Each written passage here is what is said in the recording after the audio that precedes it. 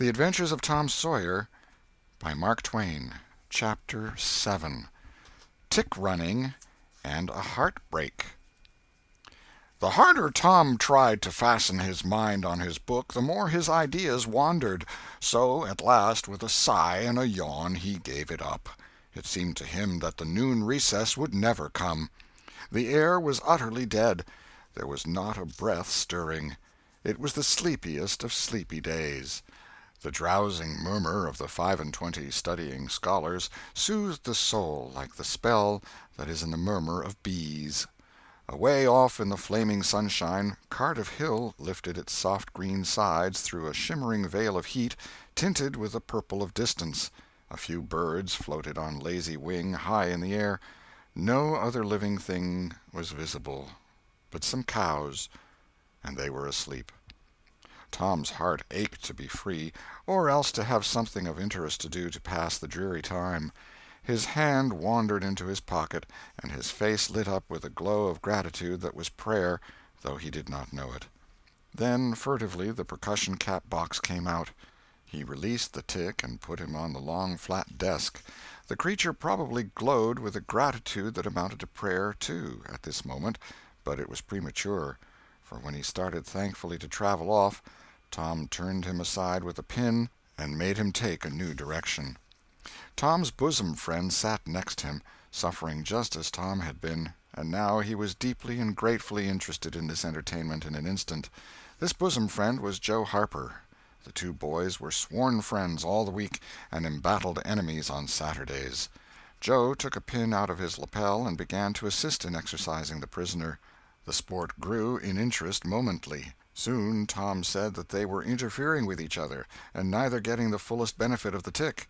So he put Joe's slate on the desk and drew a line down the middle of it from top to bottom. "Now," said he, "as long as he is on your side, you can stir him up, and I'll let him alone. But if you let him get away and get on my side, you're to leave him alone as long as I can keep him from crossing over." "All right, go ahead. Start him up." The tick escaped from Tom presently and crossed the equator.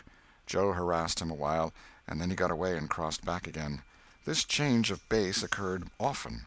While one boy was worrying the tick with absorbing interest, the other would look on with interest as strong.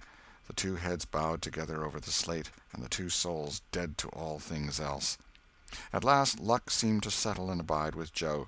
The tick tried this, that, and the other course, and got as excited and as anxious as the boys themselves, but time and again, just as he would have victory in his very grasp, so to speak, and Tom's fingers would be twitching to begin, Joe's pin would deftly head him off and keep possession. At last Tom could stand it no longer. The temptation was too strong, so he reached out and lent a hand with his pin. Joe was angry in a moment. Said he, "Tom, you let him alone." "I only just want to stir him up a little, Joe." "No, sir, it ain't fair. You just let him alone." "Blame it, I ain't going to stir him much." "Let him alone, I tell you." "Well, I won't." "You shall. He's on my side of the line."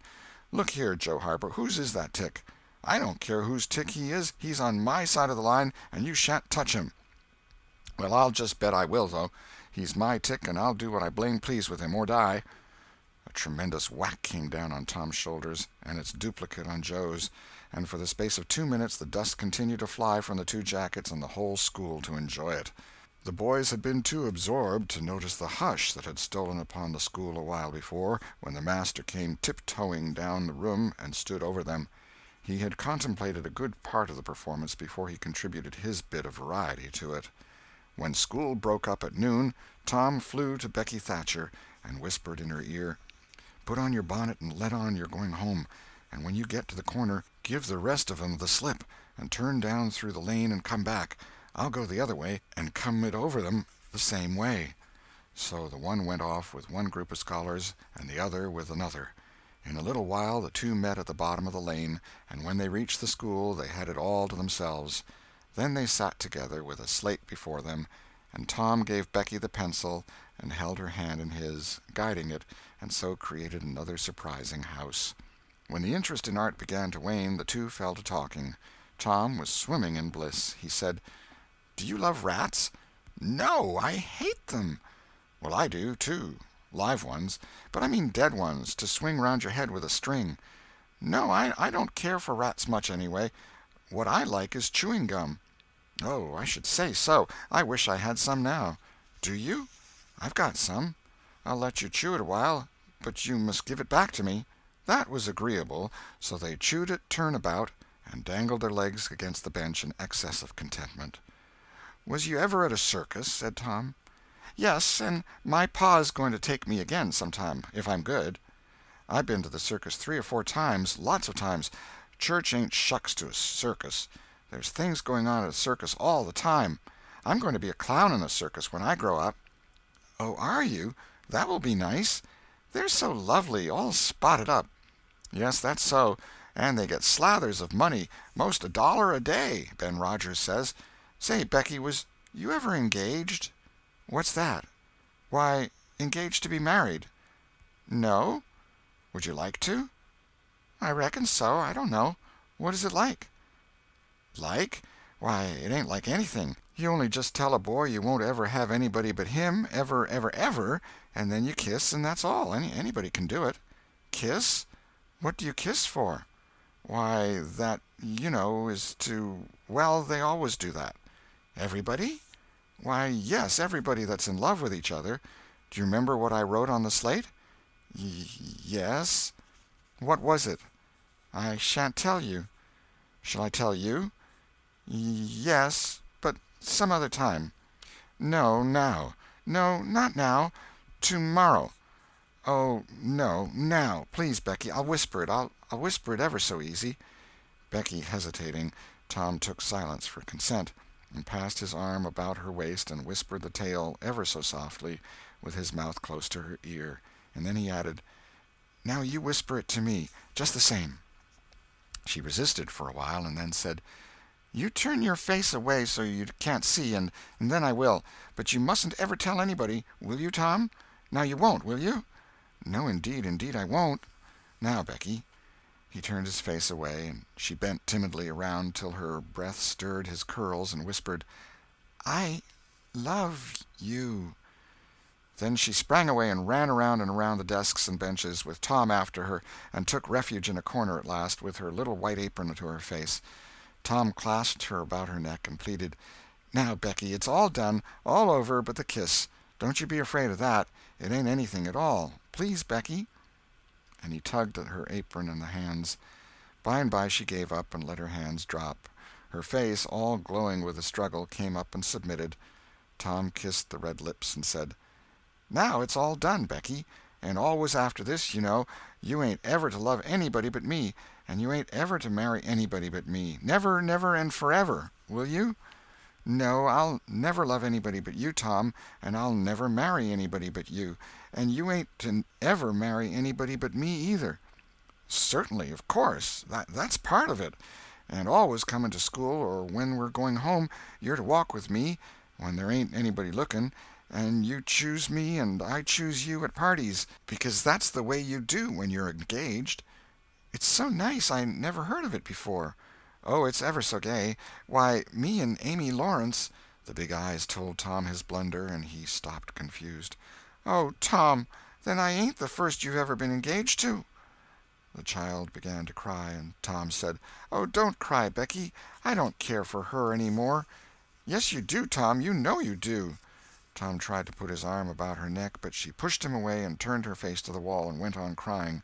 Tom tried again, with soothing words in his mouth, and was repulsed again. Then his pride was up, and he strode away and went outside. He stood about, restless and uneasy, for a while, glancing at the door every now and then, hoping she would repent and come to find him. But she did not. Then he began to feel badly, and fear that he was in the wrong. It was a hard struggle with him to make new advances, now, but he nerved himself to it, and entered. She was still standing back there in the corner, sobbing, with her face to the wall. Tom's heart smote him. He went to her and stood a moment, not knowing exactly how to proceed. Then he said hesitatingly, "Becky, I don't care for anybody but you." No reply, but sobs. "Becky," pleadingly, "Becky, won't you say something?" More sobs. Tom got out his chiefest jewel, a brass knob from the top of an andiron, and passed it around her so that she could see it, and said, Please, Becky, won't you take it?" She struck it to the floor. Then Tom marched out of the house and over the hills and far away to return to school no more that day. Presently Becky began to suspect. She ran to the door. He was not in sight. She flew around to the play-yard. He was not there. Then she called, "Tom? Come back, Tom!"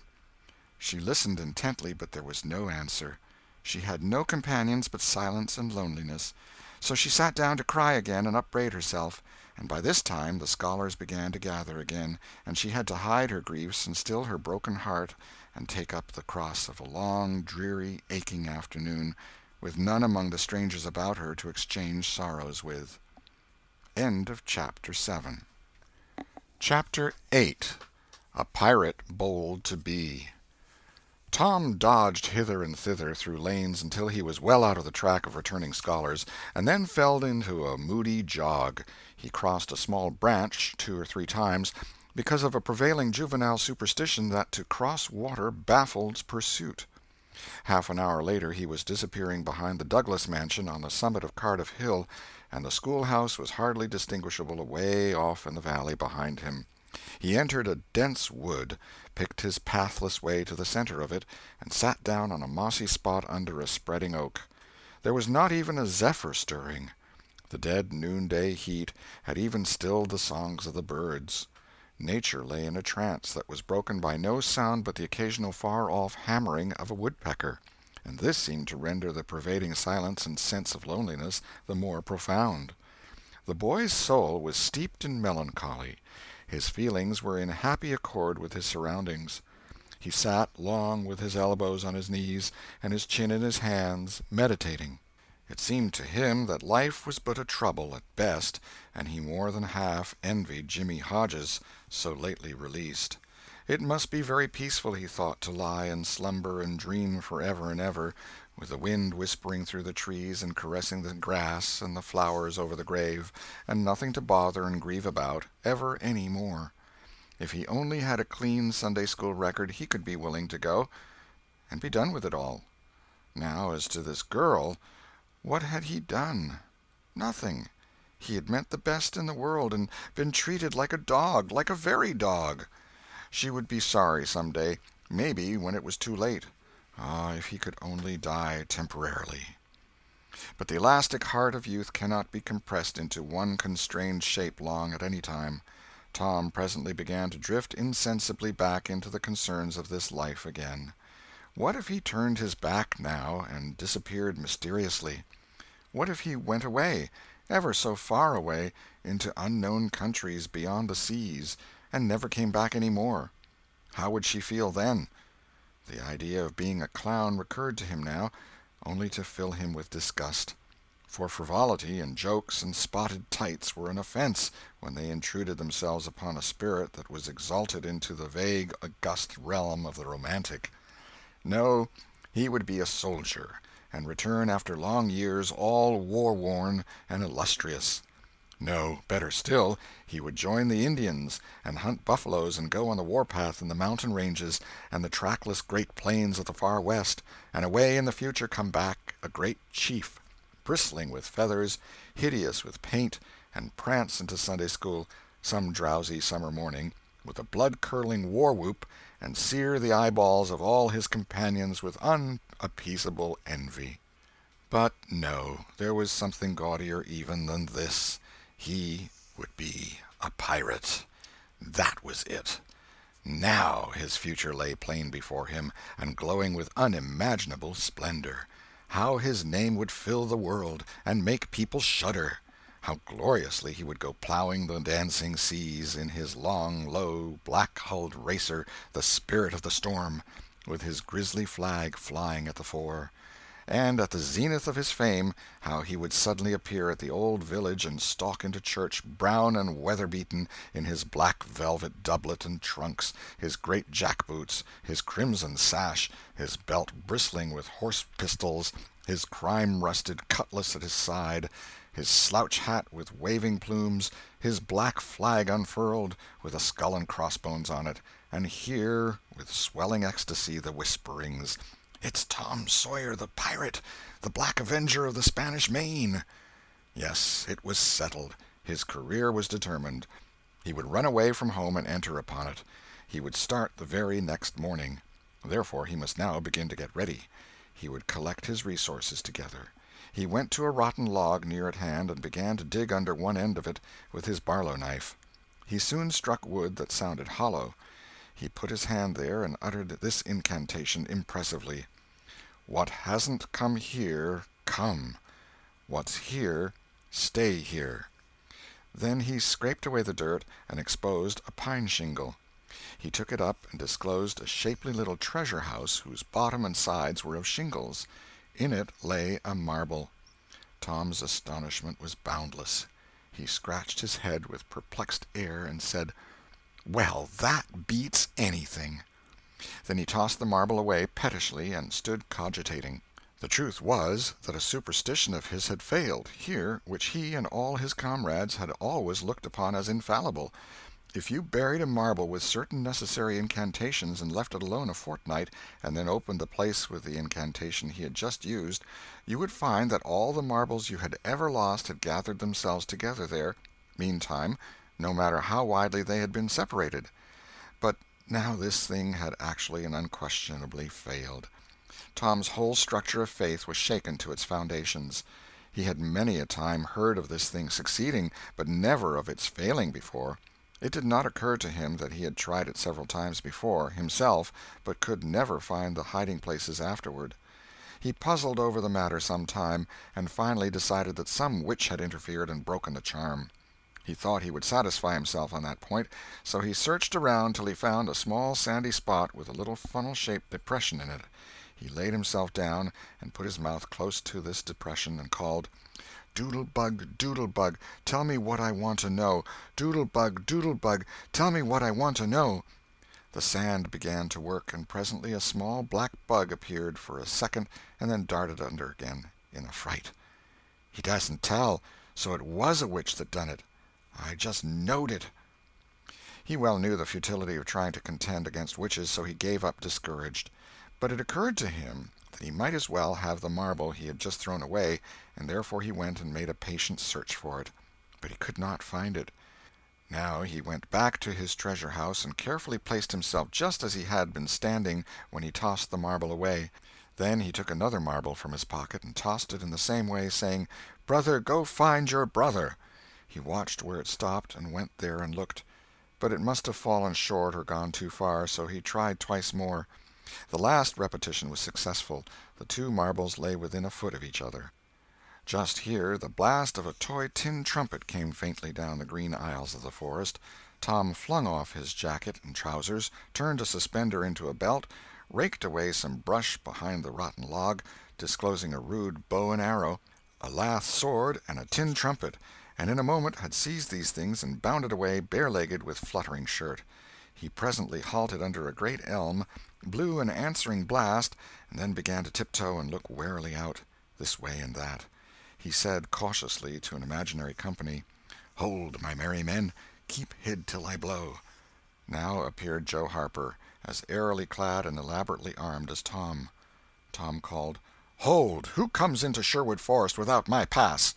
"Guy of Guisborne wants no man's pass. Who art thou that dares to hold such language?" said Tom, prompting, for they talked by the book from memory. "Who art thou that dares to hold such language?" "I, indeed. I am Robin Hood, as thy caitiff carcass soon shall know." "Then art thou indeed that famous outlaw? Right gladly will I dispute with thee the passes of the merry wood. Have at thee!" They took their lath swords, dumped their other traps on the ground, and struck a fencing attitude, foot to foot, and began a grave, careful combat, two up and two down. Presently Tom said, "Now if you've got the hang, go it lively." So they went it lively, panting and perspiring with the work. By and by Tom shouted, "Fall! Fall! Why don't you fall?" "I shan't." "Why don't you fall yourself?" "You're getting the worst of it." "Why, that ain't anything. I can't fall. That ain't the way it is in the book. The book says, then with one black-handed stroke he slew poor Guy of Guisborne. You're to turn round and let me hit you on the back." There was no getting around the authorities, so Joe turned, received the whack, and fell. "Now," said Joe, getting up, "you got to let me kill you. That's fair." "Why, I can't do that. It ain't in the book." "Well, it's blamed mean, that's all." "Well, say, Joe, you can be Friar Tuck or Much, the miller's son, and lam me with a quarter-staff. Or I'll be the Sheriff of Nottingham, and you be Robin Hood a little while and kill me." This was satisfactory, and so these adventures were carried out. Then Tom became Robin Hood again, and was allowed by the treacherous nun to bleed his strength away through his neglected wound. And at last Joe, representing a whole tribe of weeping outlaws, dragged him sadly forth, gave his bow into his feeble hands, and Tom said, "Where this arrow falls, there bury poor Robin Hood under the greenwood tree." Then he shot the arrow and fell back, and would have died, but he lit on a nettle, and sprang up too gaily for a corpse. The boys dressed themselves, hid their accoutrements, and went off grieving that there were no outlaws any more, and wondering what modern civilization could claim to have done to compensate for their loss. They said they would rather be outlaws a year in Sherwood Forest than President of the United States forever. End of chapter 8.